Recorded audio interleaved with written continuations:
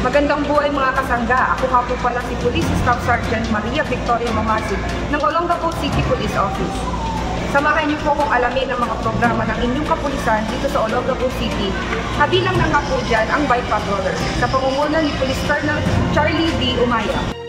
Binubuhay ng Olongapo City Police Office ang Bike Patroller sa buong lungsod sa pangunguna ni City Director Police Colonel Charlie Donato Umaya.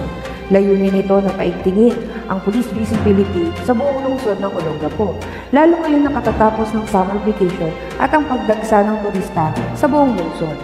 Bilang panimula, nag-ikot ang Bike Patroller at nagbisita iglesia noong Semana Santa para ikutan ang mga simbahan sa buong lungsod upang siguraduhin ang seguridad at kaligtasan ng mga biyahero.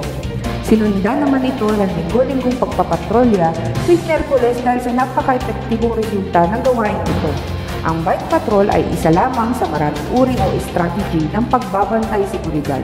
Ito ay mas epektibo kumpara sa ibang uri ng pagpapatrolya na gumagamit ng makinang sasakyan. Bukod sa napakamurang pag-maintenance sa bike na hindi na kailangang gumastos pa ng gasolina para magamit ito. Mas malawak ang epektibo nito dahil sa mas nakakapasok ito sa anumang uri ng eskinita sa lungsod na hindi na kayang pasukin ng ating lobby.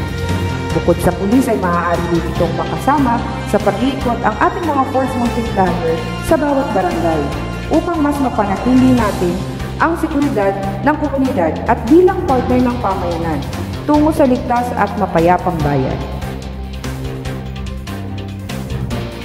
At isa na naman pong matagumpay na aktibidad ng ating naisagawa ngayon. Sana po tayo ay may natutunan.